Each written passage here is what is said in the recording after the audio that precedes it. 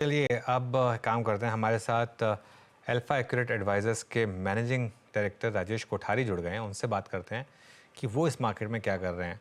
Rajesh ji, good morning. आपका portfolio I am sure उसमें काफ़ी मिड कैप्स होंगे। जो पिछले 1-1.5 महीने में ब्रूटल करेक्शन आई, उसको आपने कैसे देखा और कैसे उसको नेविगेट किया?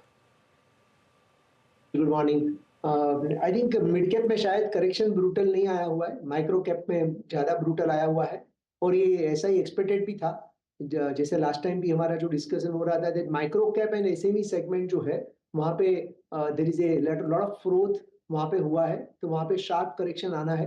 मिड एंड जो अच्छी मिड एंड स्मॉल कंपनीज जो है उसमें इतना करेक्शन नहीं आया हुआ है क्योंकि earnings growth is also very very strong, balance sheet is very very strong end of course काफी सारे स्टॉक बढ़े भी ऐसे हैं, 50%, 100%, 150%, तो करेक्शन हेल्दी करेक्शन है, रिक्वायर्ड भी है। So you have to do cherry picking. I think 2024 का जो साल है वो चेरी पिकिंग का ईयर रहेगा। You have to be very careful, you have to be very bullish but very prudent. तो ये दो चीज टाइट रो पर रखना पड़ेगा। Risk management will be equally important rather than just the buying the momentum kind of thing, you know. Okay, बिल्कुल। तो इस समय आप किन थीम्स पर बेट कर रहे हैं? कौन सी सबसे बड़ी थीम्स हैं आपके पास? सी कैपिटल गुड्स एक जो थीम है जो हम काफी लास्ट 3 साल से जो डिस्कस कर रहे हैं, ये स्पेस में अभी भी ग्रोथ विजिबिलिटी बहुत ही स्ट्रांग है। ऑर्डर इनटेक ग्रोथ की अगर हम बात करें तो रफली 10 से 12 कंपनी का जो हम यूनिवर्स बनाते हैं, जो pure product portfolio related companies हैं, उसमें order intake growth is very very strong. And आगे जाके भी because of the significant capital expenditure on few segments of railway, few segments of defense, a few segment of the industries, तो order intake growth of many product portfolio driven companies जो है वो काफी strong रहेगा। तो ये एक first theme है, capital expenditure product portfolio related company. Second, लग रहा है कि जो आपने करेक्शन की बात कही तो वो वैल्यूएशन काफी अभी थोड़े एडवांटेजेस पोजीशन में जो आ चुके हैं, मार्जिन ऑफ सेफ्टी फेवरेबल हो चुका है, that is a auto ancillary space.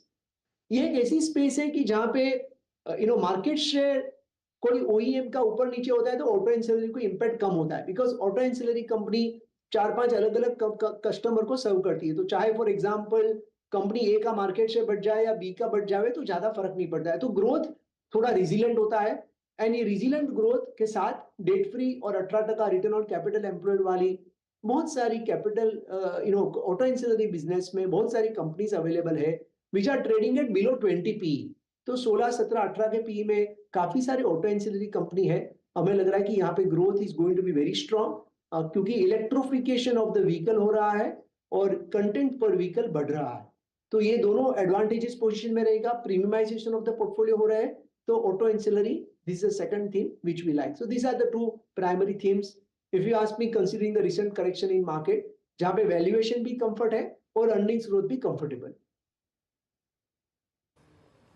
Okay अच्छा, राजेश जी के पास मैं अगले प्रश्न के लिए जाऊं उससे पहले मैं मैं अपनी एक गलती को यहाँ पर एक्सेप्ट करता हूँ। रिलायंस पर वो याद रखिएगा, यूबीएस की नहीं थी, वो गोल्डमैन सैक्स की रिपोर्ट थी जिसमें उन्होंने 2925 से बढ़ाकर अब जो अपना शेयर टारगेट है वो 3400 किया है। मैं अपने शब्दों के लिए माफ़ी चाहूँगा यहाँ पे। राजेश जी, अब आते एक दो स्पेस को और जहाँ पे थोड़ी सी बातचीत करनी बनती है, और एक बार ओएमसी स्कीम पे लेके आइएगा डायरेक्टर साहब, पूरी की पूरी आईओसी, बीपीसीएल, एचपीसीएल।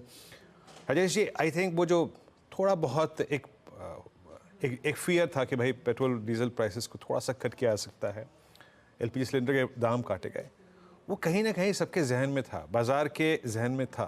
वो हुआ भी, स्टॉक स्ट्रिम भी हुए, उसके बाद फिर चलना शुरू कर रहे हैं। बट लॉन्गर टर्म पर्सपेक्टिव से ये प्राइस भी आपको कैसे लग रहे हैं इस वक्त?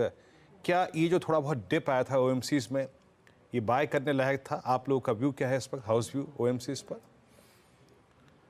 Virendra ji, currently we have a zero exposure. हमारा ये सेगमेंट पे एज ऑन नाउ बेसिस पे कोई एक्सपोजर नहीं है। इसमें वॉलेटिलिटी और political related uncertainty, policy related uncertainty is very very high.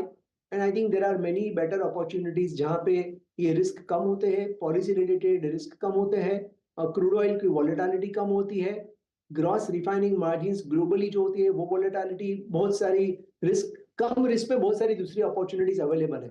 So we don't want to waste our time कि how to evaluate every day this kind of a factor. So currently we have a zero exposure to these companies.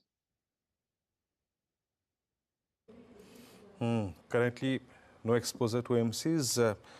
बहरहाल Nifty D high पर 22,154 पे। अब ये screen पे और क्या क्या मूव दे रहा है आपकी स्क्रीन पे? कैपिटल गुड्स, इस पे हालांकि बातचीत हो ही चुकी है। रिलायंस, ऑटो, उसके बाद आपकी स्क्रीन पे आएगा थोड़ा सा रियलिटी स्पेस। ओवरऑल रियलिटी करीब 1% ऊपर। राजेश जी, रियलिटी स्पेस पर आपका मूव किया, बट स्क्रीन पर आई थिंक मिड फेब तक रियलिटी ने काफ़ी स्ट्रॉन्ग मूव दिया। उसके बाद ओबराय में, डीएलएफ में, गोदरेज प्रॉपर्टीज में एक डाउन स्विंग था भी, बट सारा का सारा मोमेंटम इस वक्त रियल एस्टेट एंसिलरी में है, होम इंप्रूवमेंट में है। आप इन दोनों में से ज़्यादा कन्विक्शन किस स्पेस पे होल्ड करते हैं? I think both space are interesting. Real estate और real estate ancillary companies जो है वो दोनों में basically by and large we are positive on this theme. Real estate पे जो cycle जो है normally 8 to 9 years की ये जो cycle होती है उसमें से 3-4 साल हो चुके हैं और अगले करीब 3-4 साल बाकी है। तो ये segment will continue to deliver positive numbers. Demand of course is very strong across the key markets of the most real estate companies, and because of the governance factor, the consumer preference, जो consumer की जो preference है for the better name, trustworthy names, and also the providing the customer experience, तो वो जो बड़े जो top 5-6 player है उसमें basically ज़्यादा traction है from demand perspective. So real estate अच्छा करेगा। और real estate के जो ancillary companies है, चाहे वो building material company हो, चाहे वो वायर एंड केबल कंपनी हो, so particularly wire and cable segment, there is another segment which we like, कि जहां पे हमें लग रहा है कि इंडस्ट्रियल कैपेक्स का भी एडवांटेज रहेगा और उसके साथ साथ जो रेजिडेंशियल डिमांड पिकअप हो रहा है उसका भी उसको एडवांटेज रहेगा। तो ये दोनों advantage wire and cable companies के लिए बहुत ही अच्छा रहेगा over next 2 to 3 years. Okay, तो ये इस समय वायर एंड केबल्स यहाँ पर अच्छा मोमेंटम। केमिकल स्टॉक्स में कुछ ऐड किया है क्या आपने? कोई व्यू यहाँ पर आपका? अनुज जी, केमिकल सेक्टर 2018 से हमने लिया था और करीब मार्च 2023 में हमने पूरा केमिकल सेक्टर जीरो एक्सपोजर कर दिया था, करीब 12 महीने पहले। And currently also right now अभी तक हम पॉजिटिव नहीं रहे हुए ये सेगमेंट पे। चाइना का जो डंपिंग प्रेशर है अभी बहुत ही स्ट्रांग है एंड प्राइसिंग रियलाइजेशंस करीब आई थिंक 5-6-7 साल के लो पे आ चुके हैं।